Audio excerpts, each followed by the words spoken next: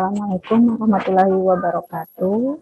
Selamat siang adik-adik semua.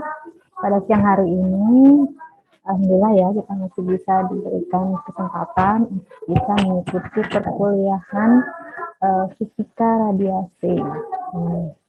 Ini adalah pertemuan kita yang kesekian kalinya ya. Oke, untuk pertemuan hari ini saya akan membahas mengenai yaitu tentang sinar X khususnya, bahwa pertemuan kemarin itu sudah membahas mengenai ini ya, gelombang elektromagnetiknya, kemudian untuk sifat-sifat dari dan kegunaan juga terhadap gelombang elektromagnetik. Nah, untuk hari ini saya akan share screen terlebih dahulu materinya. Oke. Bisa kelihatan ya.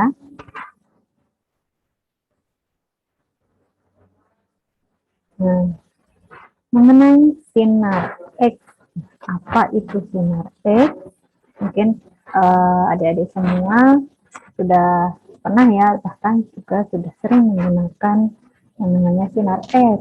Nah, adik-adik di radiologi tentu sinar X ini adalah sebagai sumber ya, sumber untuk mendapatkan hasil dari radiografnya. Ya.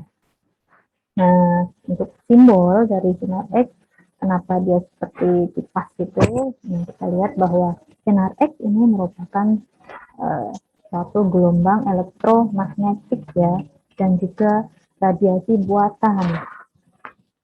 Kenapa tandanya seperti itu ya? Biasanya juga warnanya keemasan. Nah, itu adalah bahaya atau danger, bahwa efek dari sinar radiasi sinar X ini itu bisa menyebabkan beberapa efek, yaitu efek stokastik ataupun efek non stokastik. Nah, kita tahu bahwa di bidang radiologi gitu ya, untuk sinar X merupakan sarana utama dari pembuatan gambar radiograf. Nah, yang dibangkitkan dengan suatu sumber daya listrik yang cukup tinggi. Sehingga namanya sinar X ini merupakan radiasi buatan. Terus kita ketahui seperti apa karakteristik dari sinar X ini. Oke, ini terkait dengan spektrum sinar X ya, bahwa dulu pada saat ditemukannya sinar X ini, yaitu Wilhelm Conrad Thomson ya penemunya, itu pada tahun 1985. Dia menemukan jenis sinar baru yang memiliki kemampuan daya tembusnya besar. Nah, sinar ini dia berikan nama dengan sinar X. Ya, sinar X yang dihasilkan tentunya jika elektron itu cepat menumbuk materi. Ya, nah, sinar X kita lihat bahwa adanya tingkat-tingkat energi dalam atom itu dapat digunakan untuk menerangkan terjadinya spektrum sinar X dari suatu atom. Ya. Untuk sinar X sendiri itu terdiri dari dua macam spektrum. Spektrum yaitu spektrum kontinu atau Bremsstrahlung, dan juga spektrum karakteristik ya. Sinar X karakteristik ini yang diskrit. Nah, karena sinar X ini dia merambat menurut garis lurus ya, walaupun melalui medan magnet dan juga medan listrik. Selain itu, sinar X ini dapat menembus bahan dengan mudah, yang menyebabkan bahan yang terbuat dari fosforan itu berpendar dan menyebabkan perubahan plat dari fotografi. Semakin bertambah cepat elektron dalam tabung sinar X, bagaimana? Maka meningkat pula kemampuan tembus sinar X itu, dan bertambah banyak jumlah elektron.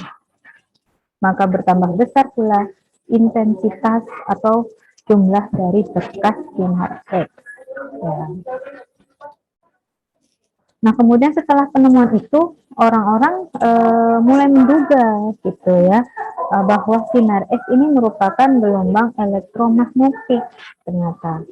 Nah, teori dari Planck yaitu tentang gelombang elektromagnetik meramalkan bahwa muatan listrik yang dipercepat akan meradiasi gelombang elektromagnetik dan juga elektron yang bergerak tentunya dipercepat, ya, bergerak cepat yang tiba-tiba dihentikan mengalami suatu percepatan. Nah, radiasi yang ditimbulkan dalam keadaan seperti itu diberi nama Bremsstrahlung, ya, atau radiasi pengereman. Nah, ini menurut Becher itu tahun 90. Kemudian elektron-elektron yang melintas dengan kecepatan cukup ya karena dipercepat oleh adanya tegangan tinggi dapat keluar itu. Nah, dari elektron ini tadi keluar dari orbit atau lintasannya ya. Nah, dalam bahasanya yaitu dalam bahan anoda elektronnya ini, proses ini tadi yang menyebabkan suatu pancaran sinar X dengan panjang gelombang yang sangat spesifik sekali, gitu, yang dikenal dengan radiasi karakteristik atau sinar X karakteristik. Ya, nah, dimana panjang gelombangnya itu merupakan karakteristik dari elemen yang memancarkan radiasi itu. Nah, itu penemuan selanjutnya ya. Nah, kita lihat di sini sifat-sifat dari sinar X. Yang pertama tentunya tidak bermassa dan tidak bermuatan. Ya, jadi sinar X termasuk dari radiasi yang tidak bermuatan, gitu. Dan dia juga tidak bermassa. Sama halnya seperti sinar gamma. Ya. Kemudian tidak dibelokkan oleh medan listrik dan medan magnet. Ya. Kemudian sifat-sifat yang lain berenergi tinggi. Nah, lalu daya tembusnya itu sangat besar, ya. Daya tembusnya sangat besar, makanya dia bisa digunakan untuk menembus tubuh manusia ya, untuk bisa melihat anatomi yang ada pada tubuh manusia, gitu. Nah, ini tentunya berdasarkan koefisien atenuasinya, ya, itu berbeda-beda. Lalu daya ionisasi primernya itu malah justru kecil karena daya tembusnya sangat besar. Namun ionisasi sekundernya justru malah lebih besar, ya. Kemudian tidak dapat ditangkap oleh panca indera, misalnya tidak bisa dilihat, tidak bisa dirasakan, tidak bisa dicium baunya, gitu. Tidak bisa didengar juga kalau kedatangannya seperti apa. Gitu. Inilah salah satu sifat dari sinar X. Ya, tiba-tiba saja nih, kok kita bisa merasakan efeknya itu lama-kelamaan, ya. Kemudian sifat-sifat yang lain yaitu bisa menghitamkan emulsi film, ya. Lalu menyebabkan efek biologi itu tadi ya. Kalau kelamaan kita dikenali oleh sinar X, maka bisa menyebabkan efek biologi. Nah, ini tergantung dengan nilai batas dosis yang diterima ya, per tahunnya. Apakah kita sudah melebihi batas dosisnya atau masih di bawah ambang gitu ya. Nah, kemudian sinar dari sinar X ini dia bersifat divergen, gitu ya. Lalu dapat menyebabkan radiasi sekunder, yaitu radiasi hambur. Kalau seandainya kita berada di sekitar sumber, makanya harus menggunakan pelindung diri ya atau lead apron. Kemudian mengalami atenuasi ketika menembus bahan. Nah, atenuasi di sini yaitu pelemahan. pada saat sinar X ini menembus objek, itu misalnya tubuh kita, ya tulang, kemudian soft tissue, nah itu lama-lama dia akan melemah. Nah, ada juga yang diteruskan, gitu ya. Nah, tingkat atenuasinya ini itu bergantung pada struktur bahan biologi. Kemudian memancar menurut garis lurus. Ya, dia tidak dapat dibelokkan gitu. Dapat mengendarkan garam-garam logam. Ya. Kemudian mempunyai kecepatan sama dengan kecepatan cahaya. Ya, karena apa? Karena sinar X sendiri merupakan gelombang elektromagnetik. Ya, jadi kecepatannya cukup cepat sekali gitu, sampai 3 kali 10 pangkat 8 meter per sekon.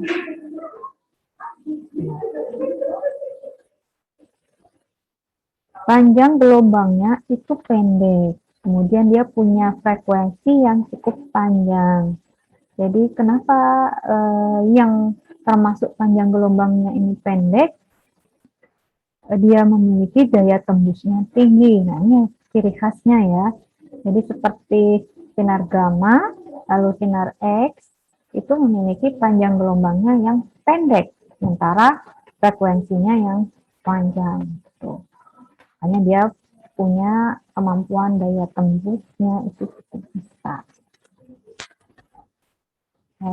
Nah, berdasarkan pemahaman sifat-sifat sinar X inilah seorang radiografer harus memperhatikan karakteristik dari radiasi sinar X yang dihasilkan, gitu ya. Nah, di sini adik-adik perlu ketahui bahwa untuk syarat terjadinya sinar X, seperti apa? Pertama, adanya sumber arus ya, atau tegangan listrik, gitu. Kemudian adanya generator ya, sebagai pembangkit tegangan tinggi. Nah, ini atau nama lainnya adalah high tension trafo. Kemudian adanya beda tegangan yang tinggi antara filamen sebagai katoda penghasil elektron dan anoda sebagai target tumpukan elektron. Jadi nanti akan ada beda tegangannya ya, atau tipinya. Adanya filamen. Nah, ini filamen ini pada katoda ya. Tentunya fungsi filamen ini nanti mampu menghasilkan atau membangkitkan awan-awan elektron. Nah, awan-awan elektron inilah tentunya yang digunakan untuk menabrak atau menumbuk anoda ya, atau target. Filamen yang digunakan tentu tersusun dari bahan metal. Nah, bukan bahan metal sembarang ya, dia mempunyai karakteristik seperti titik didihnya cukup tinggi atau sangat tinggi.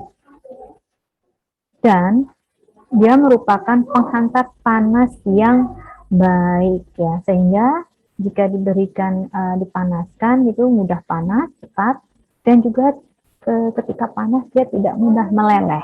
Makanya dia punya titik didih yang tinggi. Adanya elektron pada filamen ini yang bergerak cepat menumbuk atom target. Itu tadi ya, adanya elektron. Kalau nggak muncul elektron pada filamen, maka tidak akan mungkin terjadinya sinar X. Gitu. Nah, pancaran energi radiasi sinar X ini dari satu titik fokus pada target ya. Nah, ini syarat-syarat terjadinya sinar X. Kemudian, bagaimana supaya bisa terbentuknya atau menghasilkan sinar X? Ada yang tahu caranya? Ada yang sudah pernah membaca? Ya, kita lihat. Nah, berdasarkan proses terjadinya sinar X itu dapat dibedakan menjadi dua macam, yaitu sinar X Bremsstrahlung dan juga sinar X karakteristik ya. Jadi tadi Apa itu sinar X Bremsstrahlung, kemudian apa sinar X karakteristik. Nah, ini perlu diketahui, gitu ya. Nah, proses terjadinya sinar X, filmnya, ya, mekanismenya seperti apa? Kalau dilihat pada elemen-elemen pada tabung sinar X ini, bisa dilihat ya. Nah, pertama adanya kutub negatif, ya. Kutub negatif di sini, ini ya, ini merupakan filamen, ya, ini filamen katoda. Filamen tersebut itu akan terjadi panas. Ini filamen ini tadi akan terjadi panas jika ada arus listrik, ya. Jika ada arus listrik yang mengalirinya. Nah, ini diberikan arus listrik. Kemudian panas tadi ya menyebabkan panas pada filamen dari arus tadi menyebabkan adanya keluarnya elektron. Ya, awan-awan elektron di situ berkumpulan sehingga membentuk awan-awan elektron atau emisi ya. Nah, pada filamen tersebut peristiwa emisinya itu tadi dinamakan dengan termionik. Ya, terbentuknya awan-awan elektron. Nah, filamen itu adalah katoda atau elemen yang negatif, ya. Perlu diingat, garis bawahi. Nah, itu harus katoda. Nah, kemudian ada kutub positif atau anoda. Ini merupakan dari target, di mana elektron itu cepat akan menumbuknya. Nah, terbuat dari tungsten, itu biasanya ya pada anoda. Ini anoda, tungsten, target, ya. Kemudian elektron-elektron ini dipaksa atau dipercepat untuk menumbuk dari anoda, ya. Untuk anoda atau target biasanya terbuat dari bahan yang memiliki nomor atom cukup tinggi, ya, seperti tungsten dan juga molybdenum. Nah, ini nanti tergantung kualitas sinar X yang ingin dihasilkan. Anoda dari bahan molybdenum itu biasanya digunakan untuk pesawat mamografi, ya. Jadi kalau pesawat diagnostik ini konvensional itu menggunakan tungsten biasanya anodanya. Nah, lalu apabila terjadi beda tegangan ya yang cukup tinggi seperti itu antara kutub positif tadi dan kutub negatif, maka elektron pada katoda, pada elemen-elemen ini tadi, pada awan-awannya, elektronnya akan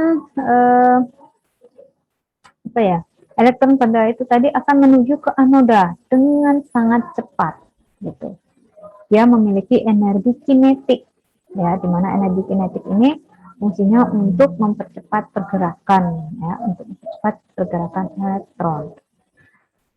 Akibat dari elektron tadi menumbuk anoda, ya, yang sangat kuat, maka elektron yang ada pada anoda, pada atom, kan anoda ini kan terdiri dari beberapa susunan atom-atom tungsten, ya. Nah, tentunya dia juga dikelilingi oleh elektron yang mengelilingi inti-inti atom, ya, sesuai dengan orbitnya. Nah, ketika elektron katoda ini maka katoda tadi, ya, maka elektron pada anoda terpental keluar, seperti itu. Nah, terpental keluar tadi akibatnya terjadi kekosongan elektron, ya, pada orbital atom yang ada di anoda tadi. Nah, maka elektron orbit yang lebih tinggi, ya, elektron yang lebih tinggi lintasannya tadi pada kulitnya itu akan mengisi kekosongan elektron yang terpental. Di saat mengisi kekosongan itu, maka apa namanya, supaya terjadinya kestabilan atom gitu ya. Nah, di saat perpindahan posisi elektron tadi dari orbit yang lebih luar atau dari lintasan yang lebih luar, ya di mana dia memiliki energi yang cukup tinggi, ke yang lintasan dalam energinya itu lebih rendah, maka terjadi sisa energi. Nah, sisa energi tersebut akan dikeluarkan dalam pancaran foton, gitu ya. Dalam bentuk apa? Tentu fotonnya itu dalam bentuk sinar X karakteristik itu.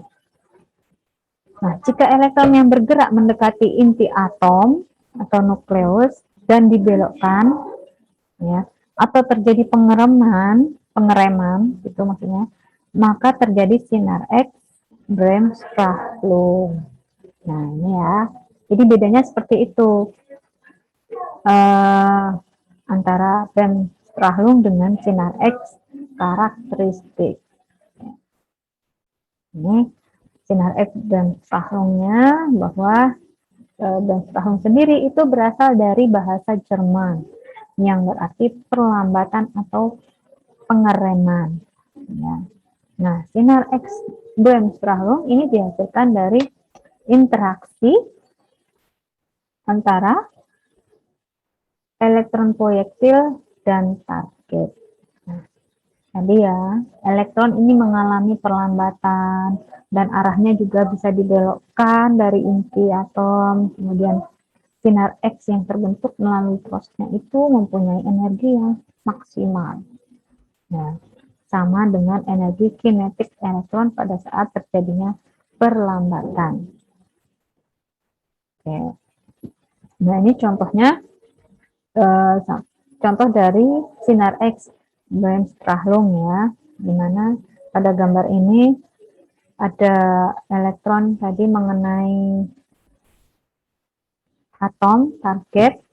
Nah, kemudian elektronnya itu dibelokkan dari inti atau nukleus ya, atau diperlambat pergerakannya. Nah, ini untuk yang Bremsstrahlung. Lalu ada sinar X karakteristik. Apa itu sinar X karakteristik? Tadi sudah saya singgung ya sedikit bahwa sinar X karakteristik itu terbentuk karena elektron atom target saat ditembak elektron dari katoda yang percepat tadi. Nah, sebagian itu akan terlempar dari lintasannya, sebagian elektron. Kemudian dia meninggalkan suatu tempat ya. Jadi posisi elektron yang terpental tadi sehingga di situ kosong ya. Sehingga karena kosong posisi elektronnya, lalu diisilah oleh elektron yang berada di lintasan paling luar kulitnya itu. Nah, diisi oleh elektronnya sambil memancarkan sinar X karakteristik. Sinar X yang terbentuk dari proses ini mempunyai energi sama dengan selisih energi kedua tingkat energi elektron tadi ya, antara lintasan yang luar dengan lintasan yang dalam. Tuh, nah ini contohnya dari gambar sinar X elektronnya ini tadi yang di sini itu pada saat dia terkena dari foton yang datang atau elektron yang dipercepat ya. Elektron pada anoda terpental keluar, lalu di sini terjadi kekosongan. Nah, kemudian elektron yang di sini tuh berusaha untuk mengisi juga. Nah, yang ini juga mau berusaha mengisi, kemudian yang paling luar lagi berusaha mengisi ya.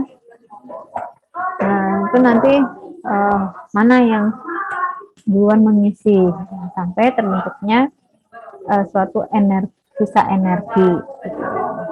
Nah, ini adalah spektrum dari sinar X ya, di mana yang atas ini grafiknya antara intensitas dengan energi atau panjang gelombang. Nah, sinar X yang karakteristik itu kita lihat di sini ada puncak. Nah, misalnya ini kulit K1 kulit ketiga, gitu ya, K3. Nah, ini dia kayak diskrit gitu ya, ada puncak-puncaknya. Sementara kalau spektrum Demstrahung, dia sifatnya atau bentuknya itu lebih kontinu di sini. Nah, dari sini kontinu, dia tidak memiliki seperti puncak yang karakteristik gitu ya, yang spesifik dan juga diskrit. Energinya itu sama, ya, semuanya. Kalau karakteristik itu dia energinya tuh perbedaan antara yang paling tinggi dengan paling rendah. Nah, ini adalah energi apa macam-macam atau sinar X karakteristik, ya, sinar X Bremsstrahlung. Oke, sampai di sini mengenai sinar X. Apakah ada yang ingin ditanyakan? Nah, kalau tidak ada, kalau ada yang ingin ditanyakan, silahkan ketik di kolom komentar ya. Atau kalau perlu, kalau ingin mengikuti materi-materi selanjutnya, adik-adik bisa klik subscribe ya. Kemudian bisa juga like kalau misalnya menyukai video ini. Tuh. Jadi nanti saya akan sangat dengan senang hati untuk mengupload video-video pembelajaran selanjutnya. Nanti terkait dengan contoh-contoh soalnya dari pengerjaan psikaradiasi juga akan saya upload di sini ya. Nah, adik bisa mengikutinya dengan maksimal, bisa diulang-ulang dengan melihat videonya. Gitu. Oke, jika ada pertanyaan silahkan ketik di kolom komentar. Kalau tidak ada, ya selamat menikmati. Kemudian burung irian, burung cendrawasih, sekian dan terima kasih atas perhatiannya. Wabillahi taufiq wa hidayah. Wassalamualaikum warahmatullahi wabarakatuh.